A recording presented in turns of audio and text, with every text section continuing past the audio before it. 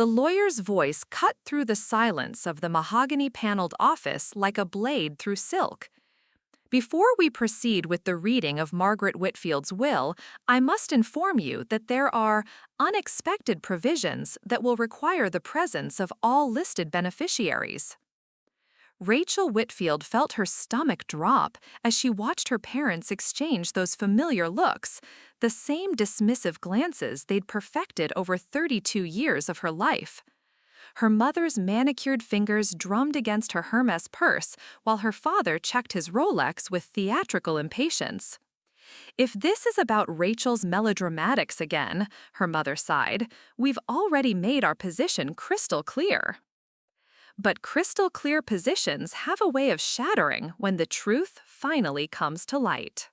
I'd love to know which corner of the globe you're watching from, and if this story speaks to you, make sure to subscribe. Tomorrow's video is one you absolutely can't miss. In the morning, everything changed, like any other Tuesday in the Whitfield household. Rachel had been living in her grandmother's guest cottage for 3 months, ever since her divorce from Marcus had left her emotionally and financially devastated. The cottage, nestled behind the sprawling Whitfield estate in Greenwich, Connecticut, had become her sanctuary, a place where she could heal away from the judgmental eyes of her parents, David and Patricia Whitfield.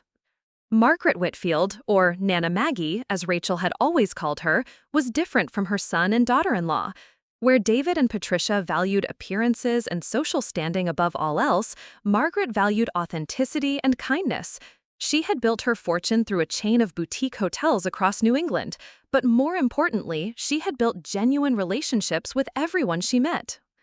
That Tuesday morning, Rachel found her grandmother collapsed in the garden, her weathered hands still clutching the roses she'd been tending.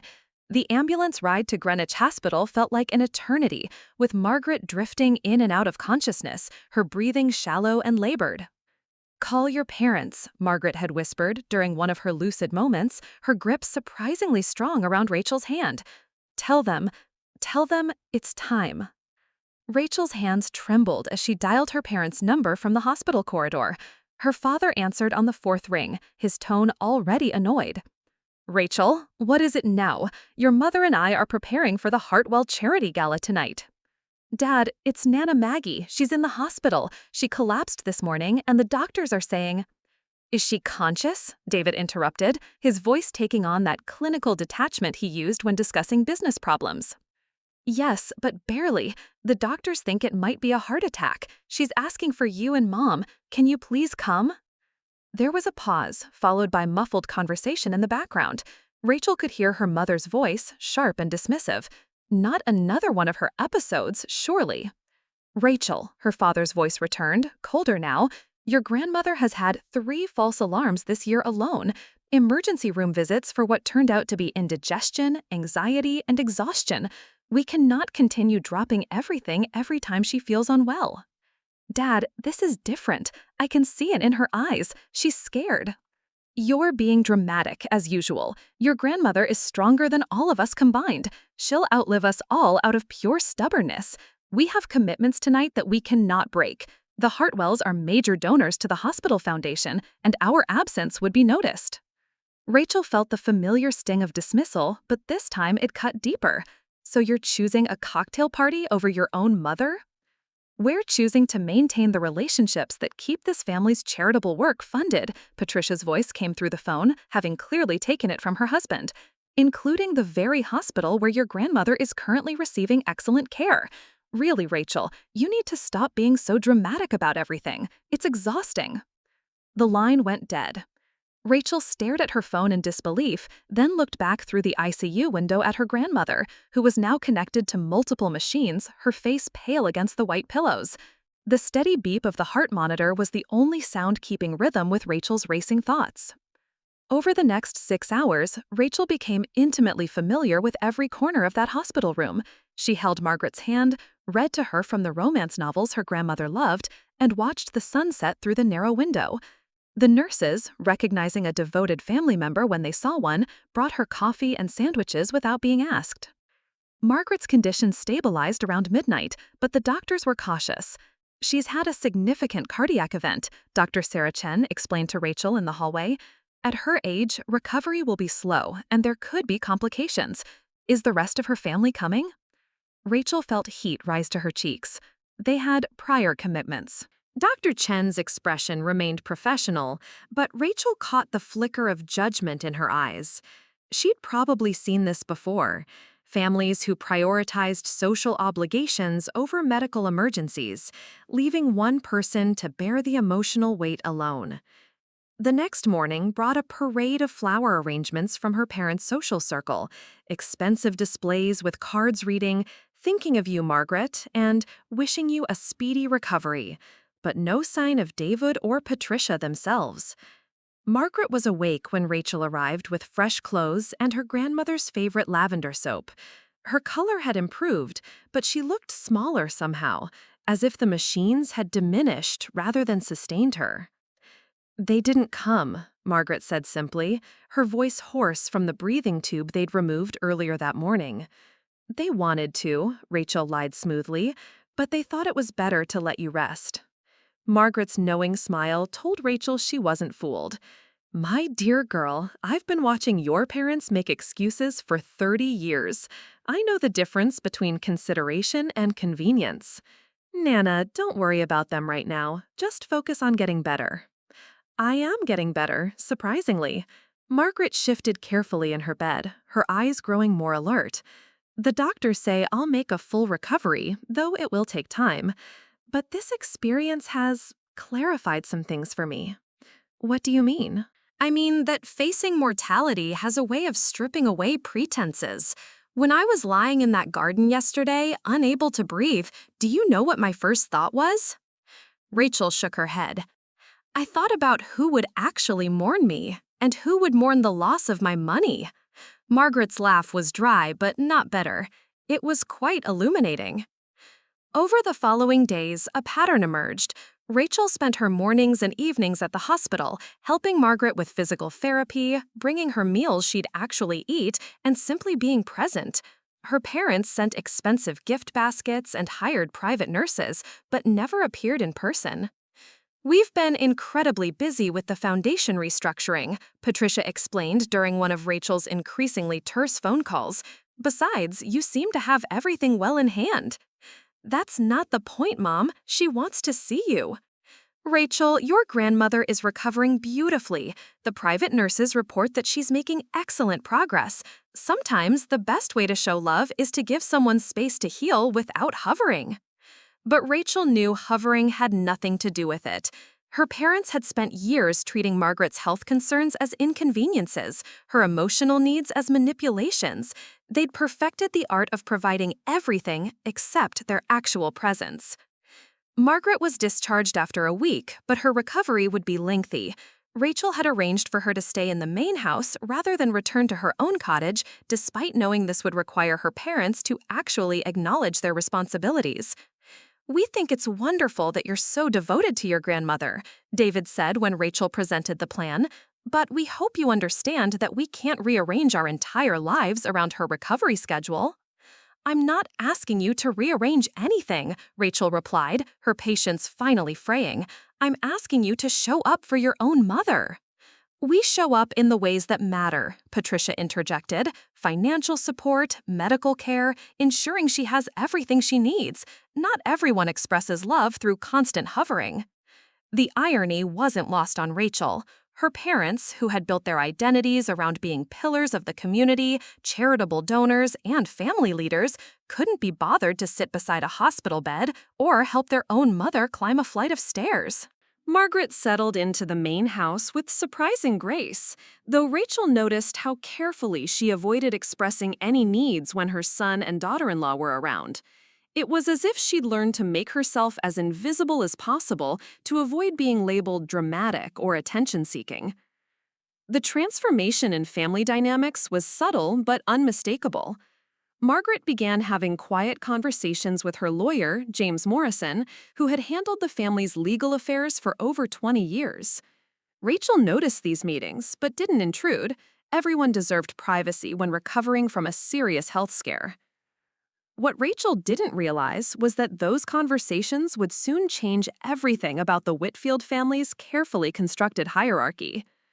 Margaret had survived her brush with mortality, but she'd also gained a clarity about life that she'd never possessed before. And clarity, as it turned out, could be far more dangerous than any heart attack. 3 weeks into Margaret's recovery, the house had settled into an uncomfortable routine. Rachel had essentially become a live-in caregiver, managing medications, coordinating with physical therapists, and ensuring her grandmother ate properly. Meanwhile, David and Patricia maintained their busy social calendar with military precision, treating Margaret's presence in their home like an extended house guest they were too polite to ask to leave. A lot of love and effort went into bringing this story to life. If you're enjoying it, we'd be so grateful if you'd subscribe to our channel. Now, back to where we left off. The breaking point came on a Thursday evening during one of Patricia's infamous dinner parties. Margaret had been feeling particularly weak that day, struggling with dizzy spells that left her unsteady on her feet. Rachel had helped her to bed early, but around 9 o'clock, Margaret had attempted to come downstairs for a glass of water and had fallen halfway down the staircase. Rachel found her grandmother sitting on the Persian runner, tears of frustration streaming down her face, her left ankle already swelling. The sound of laughter and clinking glasses from the dining room created a surreal backdrop to Margaret's quiet sobs. "I'm fine," Margaret whispered as Rachel knelt beside her. "Please don't make a scene. Your parents have important guests." The dismissal in her grandmother's voice, the way she'd learned to minimize her own needs, broke something inside Rachel. She helped Margaret to the kitchen, applied ice to her ankle, and then did something she'd never done before. She walked into that dining room full of Connecticut's social elite and interrupted her mother mid-sentence. "Mom, Nana fell down the stairs. Her ankle is injured." Patricia's fork paused halfway to her mouth, her eyes flashing with warning. "Is she bleeding?" "No, but—" "Then it can wait." Patricia turned back to Mrs. Henderson, the mayor's wife, with a practiced smile. "As I was saying, the new wing of the Children's Hospital will feature state-of-the-art equipment." Rachel stood there for a moment, watching her mother discuss charitable donations to hospitals, while her own mother-in-law sat in the kitchen with a potentially broken ankle.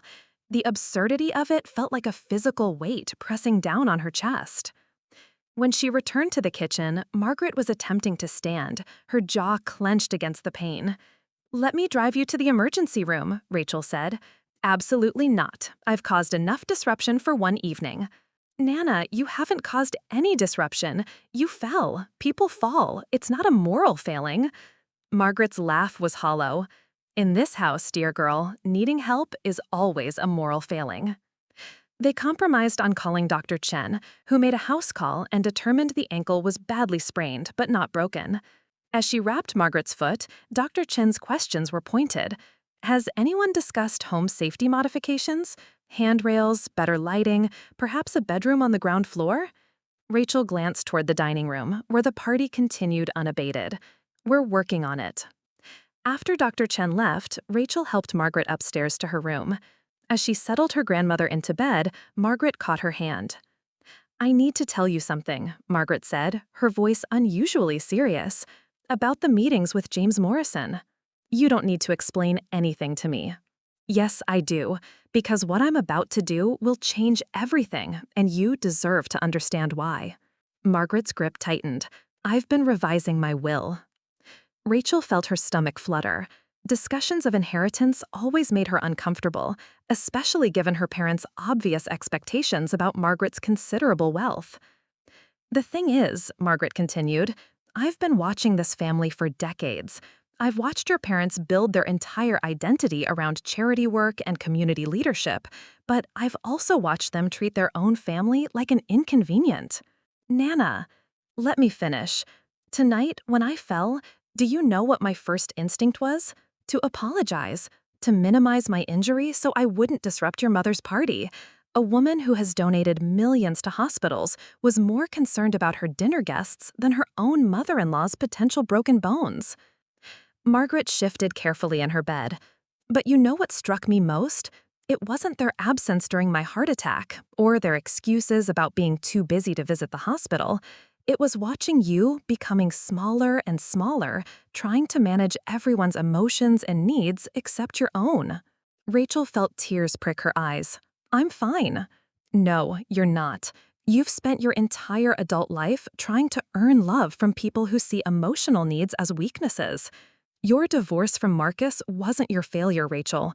It was the inevitable result of choosing another person who made you feel like you were too much. The truth of it hit Rachel like a physical blow. Marcus had indeed made her feel excessive, too emotional, too needy, too dramatic, just like her parents had always made her feel. I've made some decisions, Margaret said quietly, about my estate, about this family's future, about what happens to the money I've spent 70 years accumulating. Before Rachel could respond, there was a soft knock on the door. David entered, still wearing his dinner jacket, his expression carefully neutral. "Mother, Rachel mentioned you took a fall. Are you all right?" "I'm fine, David. Just a sprained ankle." "Good, good. Well, if you need anything, just let us know." He was already backing toward the door when Margaret's voice stopped him. "Actually, there is something. I'd like you and Patricia to sit down with me tomorrow. We need to have a conversation about expectations." David's smile became strained.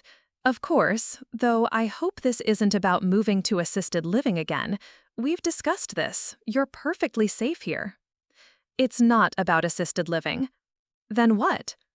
Margaret's eyes held a glint Rachel had never seen before. "It's about the difference between being safe and being valued." After David left, clearly unsettled by the cryptic exchange, Margaret turned back to Rachel. "I need you to understand something. What's going to happen in the coming weeks may seem harsh, but it's actually the most loving thing I can do for this family."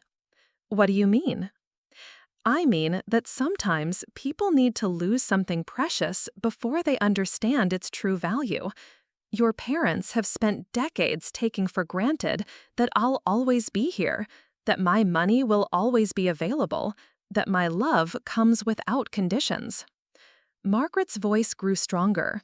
"But love without boundaries isn't love. It's enablement, and I've been enabling some very ugly behavior for far too long." The next morning brought unexpected visitors. James Morrison arrived at 9 sharp, followed by 2 other attorneys Rachel didn't recognize.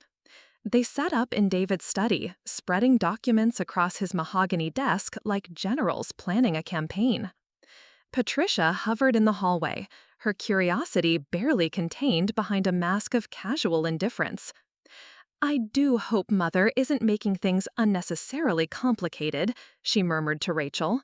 "Estate planning should be straightforward for someone her age." But nothing about Margaret Whitfield had ever been straightforward, and Rachel was beginning to understand that this was precisely the point. Through the closed study door, they could hear voices, Margaret's clear and decisive, the lawyer's measured and professional, and occasionally David's rising in what sounded like surprise or protest. The meeting lasted 3 hours. When the attorneys finally left, Margaret emerged from the study looking more energetic than she had since her heart attack. David and Patricia, by contrast, appeared shell-shocked. "Is everything all right?" Margaret's smile was enigmatic. "Everything is exactly as it should be, dear, for the first time in years." That evening, Margaret asked Rachel to join her for tea in the sunroom. As they sat surrounded by the orchids Margaret had been tending for decades, she finally revealed what had transpired. "I've restructured my entire estate," she said simply. "The will now contains provisions that will require your parents to demonstrate genuine care and commitment before they receive their inheritance." Rachel's teacup rattled against its saucer. "What kind of provisions?" "The kind that will reveal who they really are when something important is at stake." Margaret's eyes twinkled with mischief and something that looked remarkably like anticipation. "Let's just say that the next few months are going to be very illuminating for everyone involved." As if summoned by their conversation, Patricia appeared in the doorway, her expression strained. Mother Whitfield, David and I have been discussing your modifications to the estate planning. We're concerned that you might have made some decisions while you're still recovering from your health scare. Margaret's smile didn't waver. My dear Patricia, I've never been more clear-headed in my life. But surely you understand that dramatic changes to long-standing arrangements could have unintended consequences. The only dramatic thing, Margaret interrupted gently, is how long it's taken me to make these changes. The battle lines were drawn, though Rachel was the only one who didn't yet understand the war that was about to begin. The transformation in David and Patricia's behavior was immediate and jarring. Within 24 hours of the lawyers' meeting, Patricia had rearranged her entire social calendar to spend time with Margaret. She appeared at breakfast with fresh flowers and homemade muffins, chattering about family memories and asking detailed questions about Margaret's comfort. "I found Mother Whitfield's old photo albums in the attic," Patricia announced, spreading leather-bound books across the kitchen table. "I thought we could look through them together and perhaps organize them properly." Margaret accepted the sudden attention with bemused grace, but Rachel caught the calculating look in her grandmother's eyes. Whatever provisions had been added to the will, they were clearly having their intended effect. David's approach was more practical but equally transparent. He suddenly became fascinated with home safety improvements, hiring contractors to install grab bars in Margaret's bathroom and motion sensor lights throughout the house.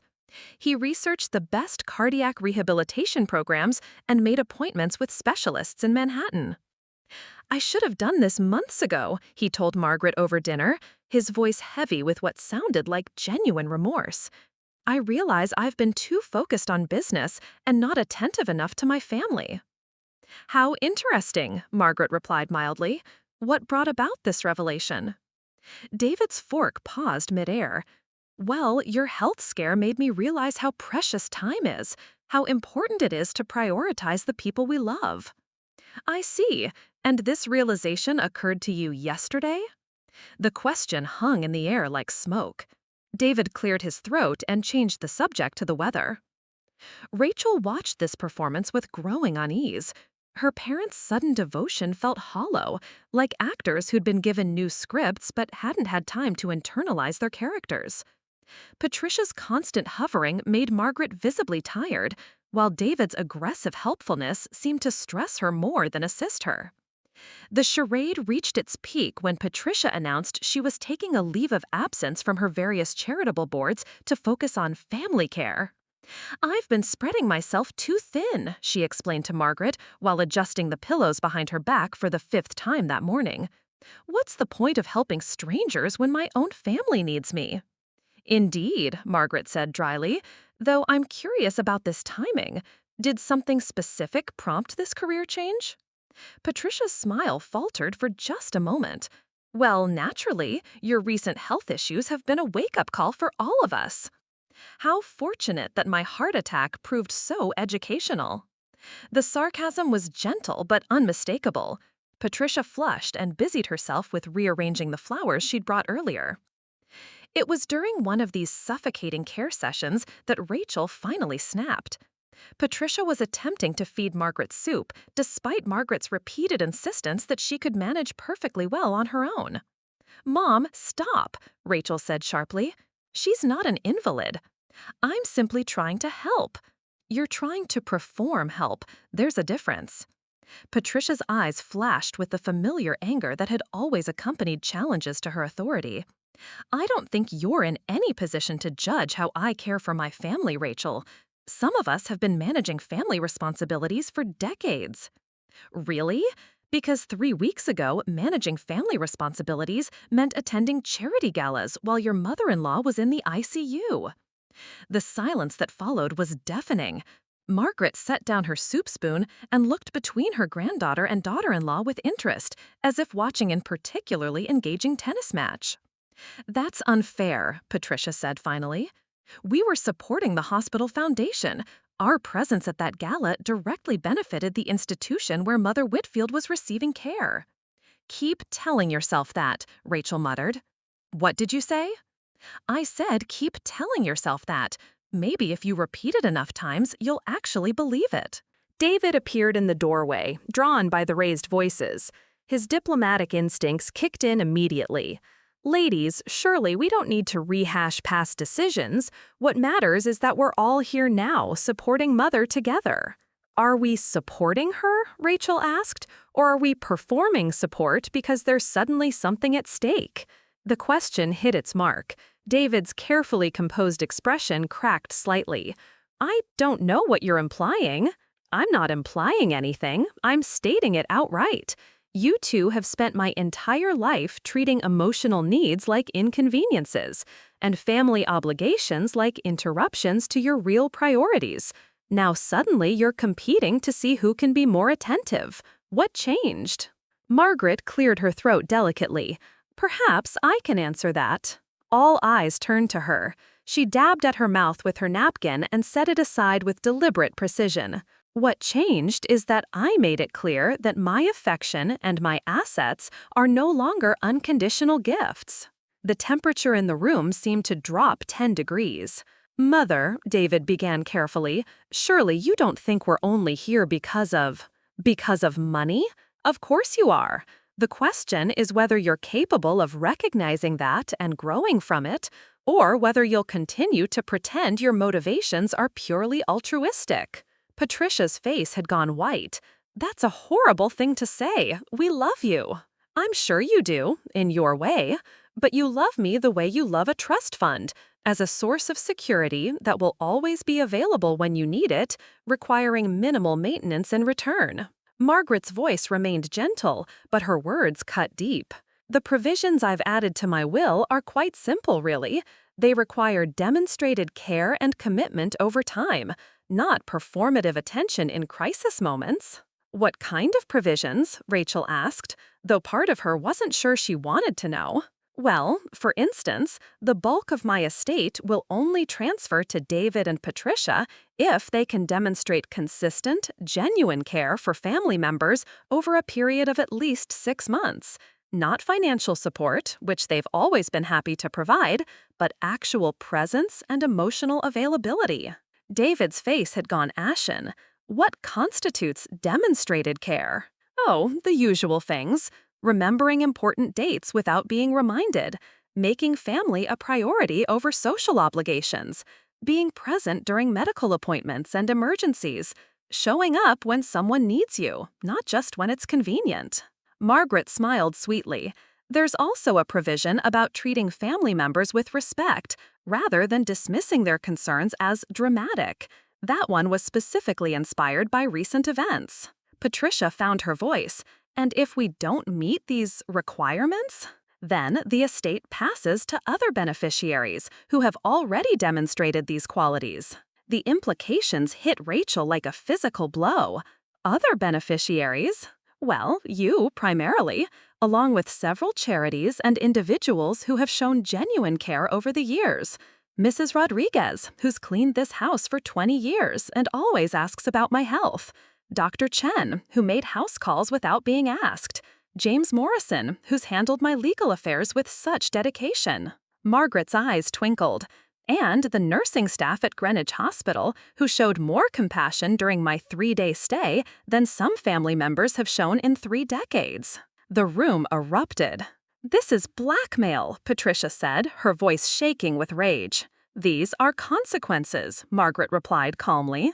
You can't be serious, David said. You're going to disinherit your own son because he missed one hospital visit? I'm not disinheriting anyone. I'm simply making inheritance contingent on behavior that should have been occurring naturally all along. Margaret struggled to her feet, waving away David's belated attempt to help her. For 30 years, I've watched you two build your identities around being generous, caring people. You've donated millions to hospitals while ignoring your family's medical crises. You've championed children's charities while dismissing your own daughter's emotional needs. You've lectured others about family values while treating your actual family like an obligation. She moved slowly toward the door, her ankle still tender from her recent fall. Now you have 6 months to prove that your public personas aren't complete fabrications. Consider it my final gift to you. the opportunity to become the people you've always claimed to be. After Margaret left, the kitchen fell silent, except for the ticking of the antique clock on the wall. Rachel stared at her parents, watching decades of careful composure crumble in real time. "She can't do this," Patricia whispered. "She already has," David said grimly. Rachel stood up, suddenly feeling lighter than she had in years. For the first time in her adult life, her parents' disapproval didn't feel like a crushing weight. Instead, it felt like freedom. "The funny thing is," she said quietly, "if you two had just shown up at the hospital 3 weeks ago, none of this would be happening." As she walked toward the door, Patricia's voice stopped her. "Where are you going?" "To check on Nana, the thing you should have been doing all along." Behind her, she heard the sound of her parents' world quietly collapsing, one assumption at a time. The weeks following Margaret's revelation transformed the Whitfield household into a battlefield disguised as a caring home. David and Patricia threw themselves into their new roles with the desperation of actors whose careers depended on a single performance. Every gesture felt calculated, every kindness measured against an invisible scorecard. Patricia abandoned her morning yoga classes to make Margaret elaborate breakfasts. David canceled business trips to drive her to medical appointments. They competed over who could anticipate Margaret's needs first, turning simple requests into elaborate productions. "I'd like some tea," Margaret mentioned one afternoon, and within minutes, both David and Patricia were in the kitchen, each preparing their own version. Patricia with her imported Earl Grey and bone china, David with the chamomile blend Margaret's cardiologist had recommended. "Mother always preferred Earl Grey," Patricia announced, carrying her tray with ceremonial precision. "Actually, the doctor said chamomile would be better for her heart medication," David countered, following close behind. Margaret accepted both cups with bemused gratitude, but Rachel caught her grandmother rolling her eyes when neither parent was looking. The most telling moments came when Margaret's health fluctuated. She'd developed a persistent cough that occasionally left her breathless, a common side effect of her heart medication, according to Dr. Chen. But watching David and Patricia's reactions to these episodes revealed everything about their true motivations. When Margaret coughed during their evening news routine, Patricia would immediately leap up, offering water, cough drops, and worried questions about whether they needed to call the doctor. But her eyes held a calculating fear that had nothing to do with Margaret's well-being and everything to do with the potential implications for the will. David's approach was even more transparent. He began keeping a notebook, documenting every act of care like a lawyer building a case. Rachel discovered it by accident when she found it open on his desk, filled with entries like 10:30 a.m. helped mother with morning medication, and 2:15 p.m. listened to mother's stories about hotel business for 45 minutes. The artificiality of it all was suffocating, but it was also revealing. Rachel began to see her parents clearly for perhaps the first time in her life, not as the successful, charitable pillars of society they pretended to be, but as fundamentally selfish people who had learned to perform goodness when it served their interests. The breaking point came during Margaret's follow-up appointment with her cardiologist. Dr. Chen wanted to discuss adjusting Margaret's medication, and the entire family had arranged to attend. Rachel had assumed this would be a straightforward consultation, but she underestimated her parents' newfound determination to prove their devotion. Patricia arrived at the appointment with a leather folder containing printed articles about cardiac rehabilitation plans she'd researched and a list of questions she'd prepared. David brought his tablet loaded with information about the latest heart medication studies and treatment options. Dr. Chen, who had been treating patients for over 15 years, looked bewildered by the sudden aggressive involvement from family members who had been notably absent during Margaret's hospitalization. "Mrs. Whitfield seems to be recovering well," Dr. Chen began, but Patricia immediately interrupted. "We've been monitoring her blood pressure daily," Patricia announced, producing a detailed chart. "And we've completely restructured her diet based on the American Heart Association guidelines." We've also researched alternative treatment options, David added, launching into a presentation about experimental therapies he'd found online. Margaret sat quietly through this performance, occasionally catching Rachel's eye with expressions of wry amusement. When Dr. Chen finally managed to complete the examination and consultation, she prescribed a minor adjustment to Margaret's medication and scheduled a follow-up in 6 weeks. As they left the medical building, Patricia continued her enthusiastic monologue about cardiac care, but Margaret suddenly stopped walking. I need to sit down, she said quietly, her breathing slightly labored. Immediately, both David and Patricia erupted into frantic concern. Patricia produced water and fanned Margaret with a magazine, while David called for a wheelchair and debated whether to call an ambulance. I'm fine, Margaret insisted, just a little tired. The appointment was longer than usual. But her subtle emphasis on longer than usual wasn't lost on anyone. Rachel realized her grandmother was making a point about how exhausting her children's performative care had become. The real test came 3 days later when Margaret received an unexpected phone call.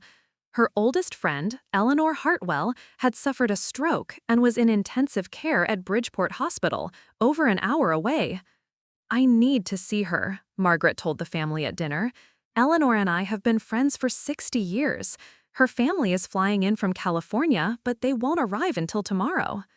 The request hung in the air like a challenge. Bridgeport Hospital was far from their social circle. Eleanor wasn't someone who could advance their standing in any way, and the visit would require several hours of driving and hospital sitting with no guarantee of recognition or reward. David was the first to respond. Of course, Mother, we'll arrange everything. Patricia and I will drive you tomorrow morning. Actually, Margaret said carefully, I was hoping to go tonight. Eleanor is elderly, and strokes, time is important. Rachel watched her parents exchange glances. It was 8 in the evening, they both had early meetings the next day, and the drive would mean returning home after midnight. This was exactly the kind of inconvenient family obligation they had always found ways to avoid. Tonight might be difficult, Patricia began slowly. The traffic at this hour and your cardiac condition. I'll drive her, Rachel said suddenly. Margaret's face lit up with gratitude, but David immediately protested. Rachel, that's not necessary. Patricia and I can rearrange our schedules. Can you? Rachel asked pointedly. Because 30 seconds ago, it sounded like you were about to explain why tonight wouldn't work. The accusation hung between them, unspoken but understood. This was the moment of truth. Would David and Patricia choose genuine sacrifice for someone Margaret loved, or would they find sophisticated reasons why their comfort mattered more? We absolutely can go tonight, Patricia said finally, but her voice lacked conviction. Margaret stood up slowly, her decision made. Rachel, would you mind driving me? I think the journey will be less stressful with just the two of us. As they prepared to leave, Rachel noticed Margaret slip something into her purse, a small digital recorder. When she questioned it, Margaret's smile was mysterious. I'm beginning to document things more carefully these days, she said, for legal purposes. The drive to Bridgeport gave Rachel and Margaret their first private conversation in weeks. Away from David and Patricia's oppressive attention, Margaret seemed to breathe more easily. How are you holding up with all this care? Rachel asked as they navigated the evening traffic. Margaret laughed, the first genuine laugh Rachel had heard from her in weeks. It's like being smothered with silk pillows, luxurious but ultimately suffocating. Do you think they're capable of change? Real change, I mean, not just this performance. Margaret was quiet for a long moment. I think people can change when the consequences of not changing become unbearable. But I also think some people are so invested in their own narratives that they'd rather lose everything than admit they were wrong. What happens if they don't meet the requirements of the will? Then they learn what it feels like to be dismissed and discarded. Sometimes the only way to teach empathy is to let people experience what they've put others through. They spent 4 hours at Eleanor's bedside. Margaret held her friend's hand, shared memories, and provided the kind of quiet, steady presence that couldn't be performed or measured. Rachel watched her grandmother demonstrate the difference between genuine care and calculated attention. When they finally returned home at nearly 1 in the morning, David and Patricia were waiting in the living room, their expressions carefully composed mixtures of concern and reproach. "We were worried," Patricia said. "You were gone so long." "Eleanor needed time," Margaret replied simply. "Real friendship can't be rushed." The emphasis on real wasn't accidental, and everyone in the room understood the implication. As Rachel helped Margaret upstairs, her grandmother squeezed her hand. "3 months down, 3 to go," she whispered. "I wonder if they'll last." Looking at her parents' strained faces, Rachel wondered the same thing. The performance was becoming harder to maintain, and cracks were already beginning to show. The facade began crumbling on a rainy Tuesday in November, exactly 4 months into Margaret's trial period. Rachel was returning from a grocery run when she heard raised voices coming from the study. She paused in the hallway, grocery bags still in hand, as her parents' carefully maintained composure finally shattered. "I can't keep this up anymore," Patricia's voice carried through the heavy oak door. "Do you have any idea what I've sacrificed? The museum board position, the hospital gala committee chair, the country club social director role. I've given up everything that mattered to me." "What mattered to you," David's voice was sharp with frustration, "was showing off to other people. This is about our financial future, Patricia. Mother's estate is worth over $40 million. Don't lecture me about sacrifice when you've done nothing but complain about every medical appointment and family dinner for months. Yesterday, you actually sighed audibly when she asked you to help her rearrange her bedroom furniture." Rachel set the grocery bags down quietly, her heart pounding. She'd suspected her parents' motivations, but hearing them discuss Margaret's worth in such coldly financial terms still shocked her. "The woman is driving me insane," David continued. "Yesterday, she spent 20 minutes telling me about her conversation with the mailman, as if I care about his grandson's soccer season. And those stories about the hotel business, I've heard the same anecdotes 50 times, but I have to sit there nodding like it's fascinating. At least she talks to you. She started asking me about my childhood, wanting to know about my family traditions and memories. I don't have heartwarming stories about baking cookies with my grandmother, David. My family wasn't like that. Neither was mine, which is exactly why this whole emotional availability requirement is impossible. We're not touchy-feely people. We never have been. Mother knows that." Patricia's laugh was bitter. "That's the point, isn't it? She's designed these requirements specifically to be things we can't naturally do. It's like she wants us to fail." "Maybe she does," David said quietly. "Maybe this whole thing is elaborate revenge for years of distance." "Distance? We were never distant. We provided everything she needed: financial security, excellent health care, a beautiful home. Since when is that not enough?" Rachel heard footsteps pacing across the wooden floor. David was moving around the room, probably wearing the same path he'd worn during his business phone calls. According to James Morrison, the will specifies emotional availability and genuine care. How do you quantify genuine care? How do you prove emotional availability to a lawyer? "That's what terrifies me," Patricia said. "It's completely subjective. She could decide we failed for any reason at all. Or Rachel could influence her decision. Have you noticed how close they've become? All those private conversations, the way Mother lights up when Rachel enters the room. What if this whole thing is designed to benefit Rachel from the beginning?" Rachel's breath caught. The idea that she might be manipulating Margaret hadn't occurred to her, but she could see how it might look to her parents. "Rachel wouldn't do that," Patricia said, though her voice held uncertainty. "She's not calculating enough." "Isn't she?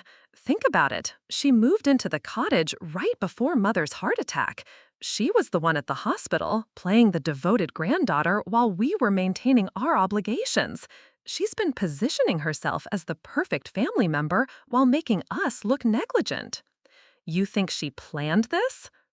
I think she's benefiting from it, whether she planned it or not. And I think Mother is too sharp not to notice the contrast between Rachel's natural behavior and our efforts. The word efforts hung in the air like an admission of guilt. Rachel realized her parents understood exactly what they were doing, performing care rather than feeling it, but couldn't seem to stop themselves. What if we just stopped? Patricia asked suddenly. What if we told Mother that we love her, but we can't pretend to be different people than we are? And lose $40 million? Are you insane? Are you willing to drive yourself crazy for money? Look at us, David. We're documenting our good deeds like lawyers building a case. You're taking notes on conversations with your own mother. I'm reading parenting books to figure out how to show affection to a 78-year-old woman. This isn't sustainable. 2 more months, David said firmly. We can maintain this for 2 more months. Can we? Yesterday, I caught myself resenting her for being thirsty because it meant I had to get up and get her water.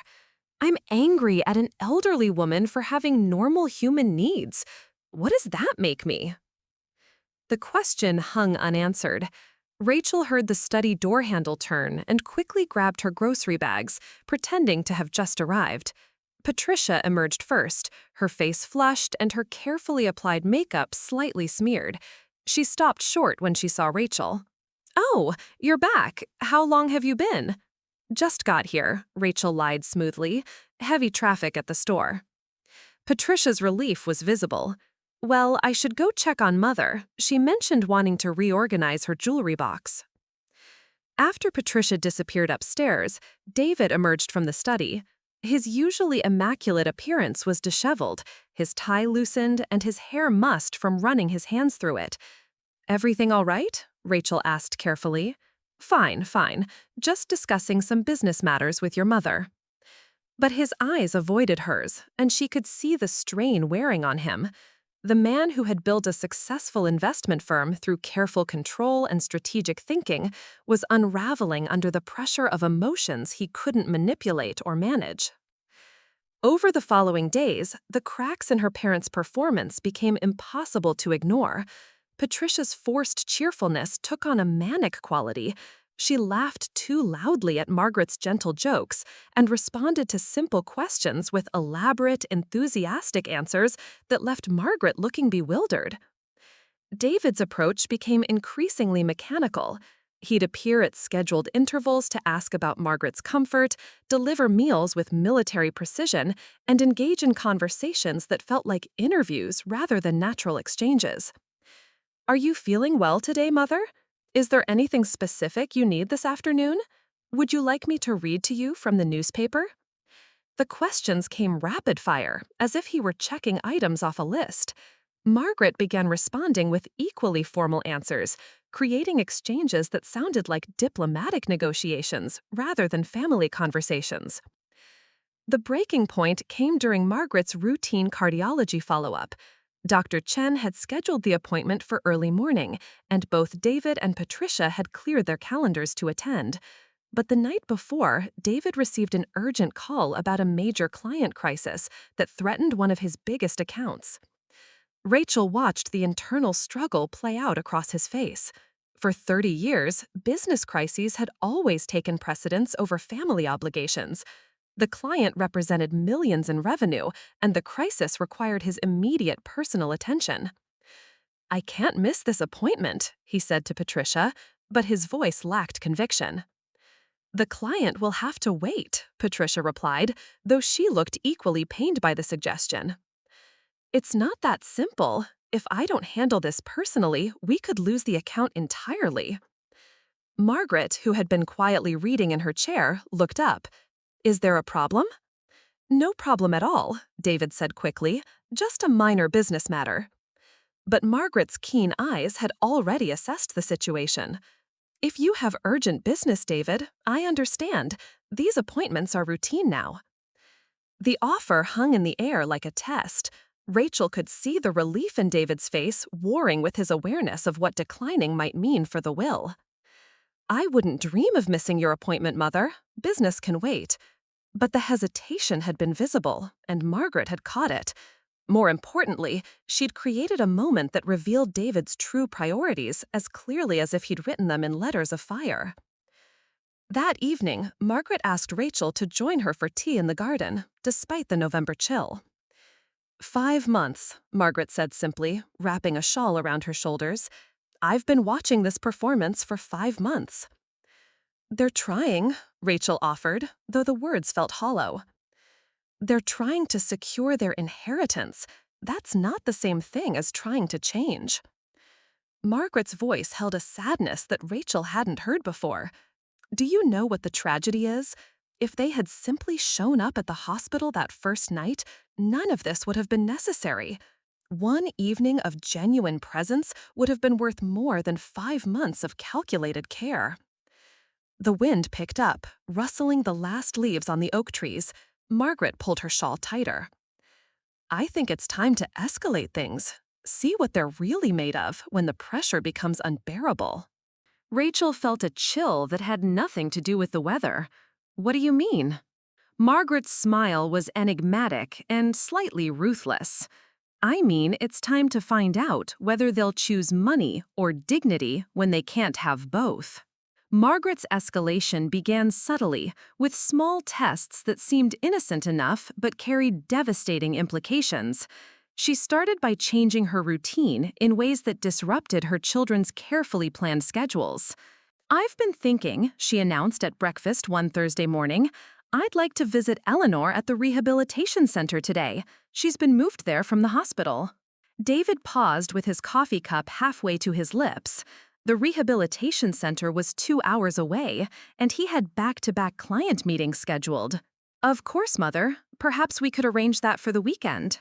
Oh, but today is Eleanor's birthday. I can't miss her birthday. The statement hit like a small bomb. Missing an elderly friend's birthday after her stroke would be heartless, but the timing seemed designed to create maximum inconvenience. Patricia quickly stepped in. We'll make it work, won't we, David? I can reschedule my appointments. But Margaret had already moved to her next request. Actually, I was hoping we could all go together. Eleanor would love to meet Rachel properly, and she's always wanted to hear about David's business success from David himself. The trap was elegant in its simplicity. A group trip would require the entire day, forcing both parents to abandon their professional commitments for something that offered no social or financial benefit. Eleanor wasn't part of their circle, had no influence in their world, and could do nothing to advance their standing. Rachel watched her parents' faces as they processed the request. She could see them calculating the cost.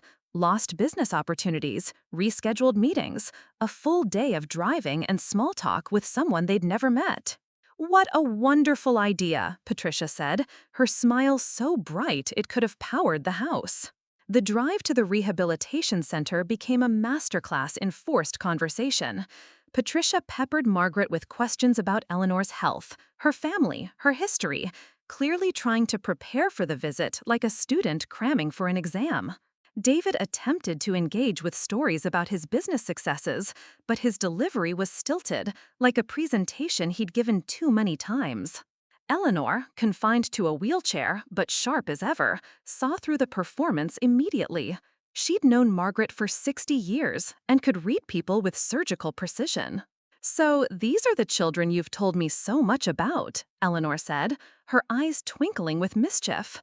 Margaret, you didn't mention how attentive they've become. Margaret's smile was serene. Yes, they've been wonderfully devoted lately. Eleanor's gaze moved between David and Patricia with the intensity of a prosecutor examining witnesses. How lovely! And this sudden devotion. When did it begin? The question hung in the air like smoke. David cleared his throat. Well, Mother's health scare made us realize how important family time is. Ah, the heart attack. Yes, Margaret told me about that. Terrible thing being alone in the hospital during a cardiac event. Patricia's face flushed. We weren't actually, there were. Oh, I'm sure there were. There were, aren't there? Circumstances. The visit stretched for 3 hours.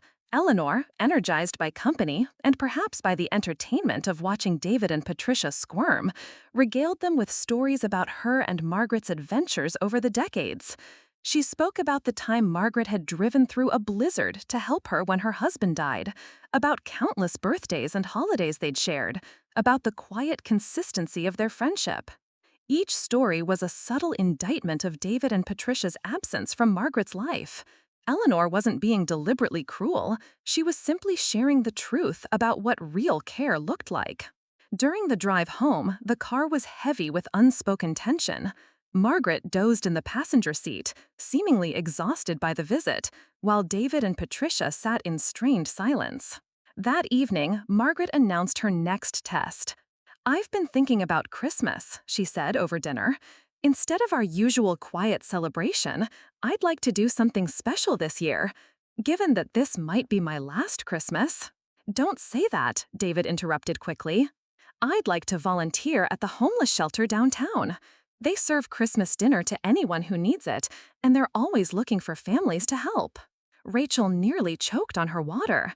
The homeless shelter on Christmas Day was about as far from David and Patricia's social world as possible. No networking opportunities, no photo opportunities for the society pages. Just hard work serving meals to people who could offer nothing in return. "That sounds wonderful," Patricia said, but her voice held a note of panic. "Though I wonder if it might be too strenuous for you, given your recent health issues." "Oh, I feel quite strong. And it would mean so much to spend Christmas helping others, as a family. Rachel, would you join us?" Rachel nodded, fascinated by the strategic brilliance of the request. Margaret had framed it in terms of family togetherness and service to others. Refusing would make David and Patricia look selfish and uncaring. "Of course we'll help," David said, but Rachel caught him exchanging a look with Patricia that spoke of resignation rather than enthusiasm. The final test came in early December, when Margaret received a phone call that changed everything. Rachel was helping Margaret with her evening medication when the phone rang. Margaret listened for several minutes, her face growing pale, before hanging up with shaking hands. "That was James Morrison," she said quietly. "There's been a development with the will." David and Patricia, who had been watching television in the next room, appeared in the doorway with supernatural speed. "What kind of development?" David asked, his voice carefully controlled. "It seems there's been a challenge to my mental competency. Someone has filed a petition claiming that my recent will modifications were made while I was mentally impaired due to my heart attack and medications." The silence that followed was deafening. "Who would file such a petition?" Patricia asked, though her tone suggested she already suspected. Margaret's eyes moved between her children with laser precision. "The petition was filed anonymously, but it claims to be from concerned family members who believe I'm being unduly influenced by people seeking to benefit from my estate." Rachel felt the blood drain from her face. The implication was clear. Someone in the family believed Margaret wasn't competent to make decisions about her own money. "That's outrageous," David said quickly. "You're obviously completely mentally sound." "Am I?" Margaret asked mildly. "The petition cites my erratic behavior, my sudden hostility toward previously loving family members, and my inexplicable attachment to manipulative individuals." Each phrase landed like a physical blow. Rachel realized that Margaret was describing exactly how someone might characterize her behavior over the past 5 months: the conditional will, the tests, the growing closeness with Rachel.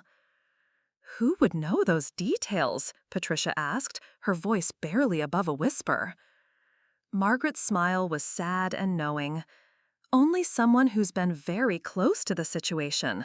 Someone who's been documenting my behavior very carefully." David's face went white. His notebook, the detailed record of every interaction, every moment of Margaret's behavior, every instance of what he'd perceived as manipulation or favoritism. "Mother, surely you don't think—" "I don't think anything yet," Margaret said calmly, "but James Morrison wants to meet with the entire family tomorrow morning. Apparently, this petition triggers a mandatory competency evaluation, and all potential beneficiaries must be present for questioning. She stood slowly, suddenly looking at every one of her 78 years. I suppose we'll find out tomorrow who really believes I'm capable of making my own decisions about my own money. As Margaret left the room, David and Patricia stared at each other with expressions of growing horror. Rachel realized that someone in the family had decided that getting Margaret declared mentally incompetent was easier than meeting her conditions for inheritance.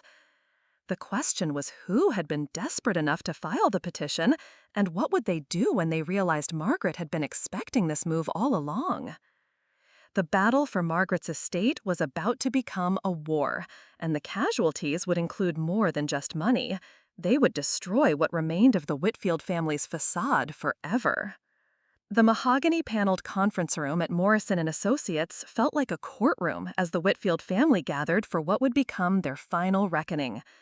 James Morrison sat at the head of the polished table, flanked by two other attorneys and a court-appointed psychiatrist, Dr. Amanda Foster, who would evaluate Margaret's mental competency. Margaret entered the room with quiet dignity, wearing her best navy suit and carrying a leather briefcase that Rachel had never seen before. David and Patricia sat rigidly across from her, their faces masks of professional composure that couldn't quite hide their underlying panic. "Before we begin the competency evaluation," Morrison announced, "I need to address some recent developments regarding Mrs. Whitfield's estate." He opened a thick folder and withdrew several documents. "Mrs. Whitfield, you requested this meeting to discuss the anonymous petition challenging your mental capacity. However, I must inform everyone present that the petition has been withdrawn." David's head snapped up. "Withdrawn? By whom?" "By the person who filed it," Morrison replied calmly, "who, it turns out, was not anonymous after all." Margaret's smile was serene as she opened her briefcase and withdrew a small digital recorder, the same one Rachel had seen her carry to Eleanor's hospital bedside. "I believe you all know this device," Margaret said quietly. "I've been carrying it for the past 2 months, documenting various conversations for what I thought might be legal purposes." Patricia's face went ashen. "Mother, surely you haven't been—" "Recording private conversations?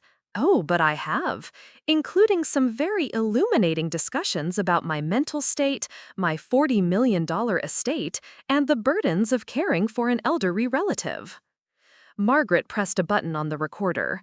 David's voice filled the room with crystal clarity. "Do you have any idea what I've sacrificed? Mother's estate is worth over $40 million. The woman is driving me insane. I've heard the same anecdotes 50 times, but I have to sit there nodding like it's fascinating." Patricia's voice followed. "It's like she wants us to fail. We're not touchy-feely people. We never have been. Since when is that not enough?" The recording continued for several minutes, capturing their resentment, their financial calculations, and most damningly, their discussion about filing a competency petition. "What if we just had her declared incompetent?" Patricia's recorded voice suggested. "If she's not mentally sound enough to make rational decisions about the will." "That could work," David's voice agreed, "especially with all the documentation I've been keeping about her erratic behavior and favoritism toward Rachel." When the recording ended, the silence in the room was absolute. Dr. Foster spoke first. "Mrs. Whitfield, this recording suggests you were aware of your family's intentions and planned accordingly. That demonstrates significant cognitive awareness and strategic thinking." "Indeed," Margaret replied. "I may be elderly, but I'm not naive. I've been watching this family's dynamics for decades." Morrison cleared his throat. "The competency petition was withdrawn yesterday evening, after we informed the petitioners that we had evidence of their true motivations. Filing a fraudulent competency claim for financial gain is a serious legal matter." David found his voice. "We never actually filed anything. We were just discussing options." "Actually, you did file," Morrison said, producing another document. "The petition was submitted 3 days ago. However, when we contacted you yesterday with evidence of your recorded conversations, you chose to withdraw it rather than face potential fraud charges. Margaret stood slowly, her dignity intact despite the family chaos surrounding her. I've spent 6 months watching my own children perform care like actors in a play they despised. I documented their true feelings because I knew they would eventually choose money over honesty. She moved to the window, looking out at the December sky. The tragedy isn't that you failed to meet my conditions. The tragedy is that you never understood what the conditions were really about. Mother, David began, but she held up her hand. The conditions weren't tests of your ability to perform devotion. They were opportunities for you to discover genuine connection with your family. Every moment I asked for your presence, every story I shared, every request for help, these weren't burdens to endure. They were invitations to a relationship. Margaret's voice grew stronger. Eleanor understood this immediately when she met you. She saw through your performance because she knows what real care looks like. It's not documented acts of service or scheduled attention. It's showing up when someone needs you, not because you'll be rewarded, but because you genuinely care about their well-being. Patricia's composure finally cracked. We do care about you. We're not good at expressing it. You're not good at feeling it, Margaret corrected gently. There's a difference. She returned to her seat and withdrew another document from her briefcase. This is my final will and testament, executed yesterday after the competency petition was filed. Morrison took the document and reviewed it quickly, his eyebrows rising slightly. The primary beneficiary, Margaret announced, is the Margaret Whitfield Foundation for Family Care Education, which will provide resources and training for families dealing with elder care challenges. The foundation will be administered by Rachel, with Eleanor Hartwell serving as advisory board chair. David's voice was barely a whisper. And our inheritance? You'll each receive $50,000, enough to ensure you're not left destitute, but not enough to maintain your current lifestyle without examining your priorities. Margaret's eyes held both sadness and resolve. The staff at Greenwich Hospital will receive substantial donations, as will Mrs. Rodriguez, Dr. Chen, and several other individuals who demonstrated genuine care during my health crisis. You can't be serious, Patricia said, though her voice lacked conviction. I'm entirely serious, but I'm also not vindictive. Margaret's expression softened slightly. The foundation will offer you both positions if you're interested, paid positions helping other families navigate the challenges of aging and care. You could actually help people instead of just writing checks for tax benefits. She leaned forward, her voice taking on the tender tone Rachel remembered from childhood. I'm not punishing you for being who you are. I'm simply choosing to reward the behavior I want to see in the world. Dr. Foster, who had been taking notes throughout the confrontation, looked up. Mrs. Whitfield, based on this interaction and your strategic planning, I can confidently state that you demonstrate full mental competency. Your decision-making appears thoughtful, well-reasoned, and entirely within your rights. Morrison nodded. The will is legally sound and will be filed immediately. David and Patricia sat in stunned silence as the reality of their situation settled over them. $40 million had evaporated in the span of a conversation, but more than that, their carefully constructed identities as successful, charitable community leaders had been exposed as elaborate facades. Margaret stood and walked around the table to where Rachel sat, placing a gentle hand on her granddaughter's shoulder. You never needed my money, dear. You just needed to know that someone saw your worth without conditions attached. She squeezed Rachel's hand. The foundation will give you purpose, but more importantly, it will help other families avoid the mistakes this one has made. As the meeting concluded, Margaret gathered her papers with the same dignity she'd maintained throughout the entire ordeal. David and Patricia remained seated, staring at the table as if it might reveal some escape from their new reality. There's one more thing, Margaret said as she reached the door. Christmas dinner at the homeless shelter is still happening. You're welcome to join us, not for inheritance purposes, but because helping others might teach you something about the kind of people you could choose to become. She paused, her hand on the doorknob. Eleanor was right about something she told me yesterday. She said that real wealth isn't what you accumulate, but what you give away when no one is watching. I hope you'll consider that in whatever comes next. As Margaret and Rachel left the building together, the December air felt crisp with possibility rather than endings.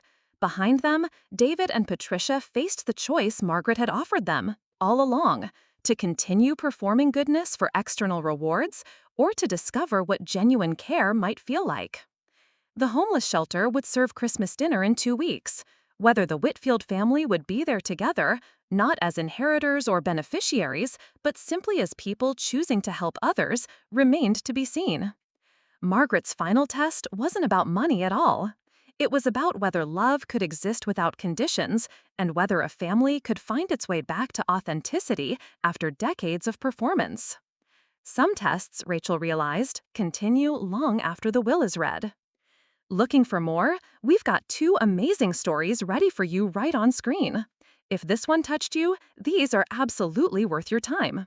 Click to watch them now, and hey, subscribe and hit that bell to never miss our latest uploads.